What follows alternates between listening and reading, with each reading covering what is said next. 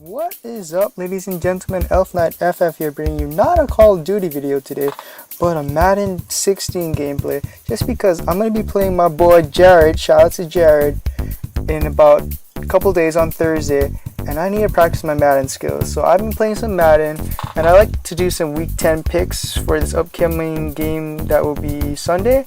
So here's a couple gameplay in the background while I choose my teams this week. So first we got the Green Bay against Detroit, and I believe the stat is Detroit hasn't won in Lambeau since 1991, and Detroit has looked pretty horrible through most of the season. Granted, will Calvin Johnson be suited up? Will he be traded by then? I don't know. Trade block is coming up soon, and I do expect Randall Cobb, Aaron Rodgers, and James Starks, not Eddie Lacy, to lead this Green Bay offense. I'm expecting a really high scoring game on the Green Bay point, but I believe Detroit's going to struggle a bit just because they have no rhythm. Matthew Stafford is not the Matthew Stafford that he was in Georgia 1 year ago when Detroit was decent, and Calvin Johnson is just looking old. This Megatron's rusty, and it doesn't help that he's got no run game to support him.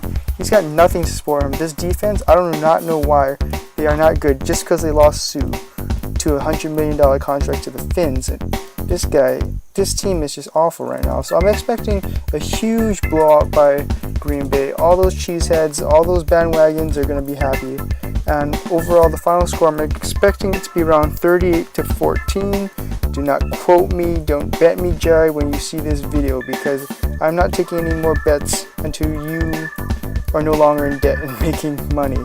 Okay, so the second game, we've got Dallas and Tampa Bay, and I'm expecting a rather close game. Dallas has struggled this season, but this is going to come down to a game of running backs. McFadden has actually shown up in the last couple of games, and my brother really likes the Doug Martin running game, so I can't really go against that. Both teams have been allowing a decent amount of yards per rush attempt this whole season, and it's really going to be a slugfest just because Matt Castle is just, again, not the Matt Castle he was under a New England system.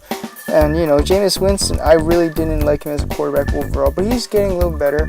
I don't expect him to throw for 300 yards, but if he doesn't turn over the ball, it will be a closer game than most people may expect, just because Doug Martin will run at least 30 times, and that's what they're going to need to do to stay in the game. The final score I'm predicting is maybe 24-20 Dallas, just because my friend's girlfriend's a Dallas fan, so I don't know, man. What can I say? Third game we've got is Carolina versus Tennessee, and Superman playing like that Heisman Trophy winner he was whenever he was at Auburn, and he's going up against the most recent Heisman winner, Marcus Mariota. Now, as a person from Hawaii, of course, I gotta support Marcus, but I don't think this is the week for him, just because this Carolina defense is fucking monstrous. They have been destroying teams left and right. And if Cam Newton starts playing like an actual quarterback, like actually doing things the quarterbacks are supposed to do, this Carolina team is actually pretty decent. Granted, I do not see any threatening receiver. Ted Ginn Jr. is nothing in Miami. He's nothing in Carolina. But yeah, if you let him loose for at least one play, give him his 60 yards. I don't know what he runs now, maybe a 4.5, 4.4. But he's fast enough to get downfield quick. And if you don't allow him if you don't double team him, you don't allow him any open field. I mean, granted, I did see him drop an open target against Indianapolis that could have won the game earlier, but he's good. Expect Greg Olsen to have another high game. Cam Newton probably another 100 yards rushing. Final score 24-17. It might be closer than you think. Okay, so the fourth game I've got Chicago and St. Louis, and right now, Chicago did pull that win against San Diego, but then again, San Diego is 2-7, and they are not that decent. I'm expecting a monstrous game from Todd Gurley. Chicago has been pretty bad against the run. Granted, they even let San Diego run against them. I'm expecting 170 yards rushing, 50 yards receiving, 3 total touchdowns from Todd Gurley. And that's what St. Louis is going to need to actually get this win against Chicago. Final score I'm predicting Chicago 13, St. Louis 23. That's right. It's 23 points. Have they even scored that many this season? I do not know. Okay, we've got Pittsburgh, Cleveland, and granted, this game is going to be weird because I'm not sure if Big Ben is going to play or not, and if Johnny Manziel and McCown are going to play. I was reading some ESPN analysis, and they're saying if Manziel plays, the final score would be 31-9. McCown plays, it's going to be much closer. And honestly, that's exactly what I'm thinking. Granted, I don't think the Ben Roethlisberger effect is going to be that important, just because Landry is not that bad.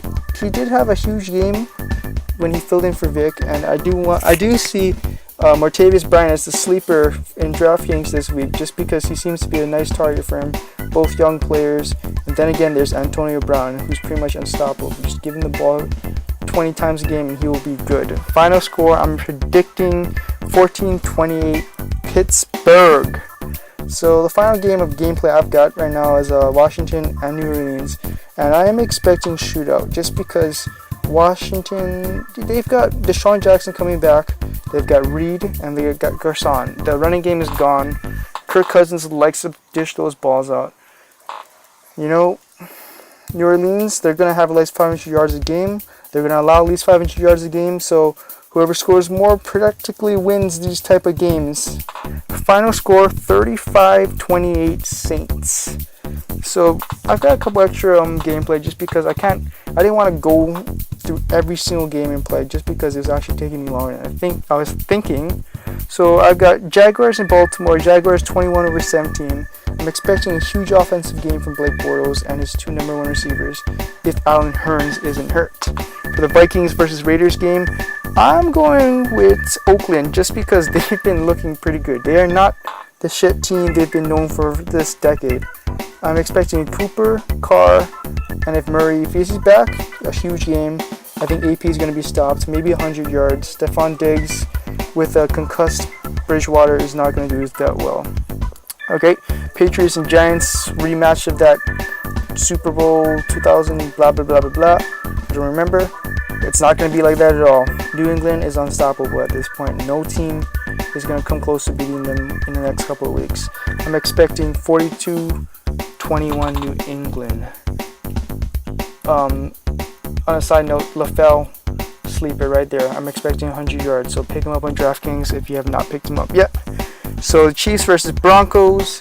Chiefs have looked just as bad as every other horrible team this season. Granted, I don't know, it's not their fault. They lost their best running back, who is one of the best in the league. I'm expecting Peyton Manning to have a better game this week. So as Demaryius Thomas and Emmanuel Sanders if he plays. Final score, 28-10 Broncos. So we've got Arizona, Seattle. This used to be a, very low scoring game based off two teams' defense. But with Carson Palmer in the lineup, I'm expecting Arizona to pull ahead just a bit. And I'm not sure if Marshawn will play or not based on his abdomen and hamstring injuries. That would play a huge factor later on. But for now, I'm going to go with Arizona 24, Seattle 13. And for your Monday night game, you've got Cincinnati Bengals versus the Houston Texans. Brian Hoyer is not as bad as everyone thinks, but Andy Dalton is playing like the MVP candidate he is right now. I do not know which receiver is going to get yards just because they've been, sharing the ball a lot. If he forgets 5 catches for 3 touchdowns again, I'm going to be mad because I did not pick him up. For final score, I'm expecting 27-13. Sorry, JJ Watt. You're not going to have an amazing game. Just joking. You'll have at least 4 sacks and still lose because you're in the Texans.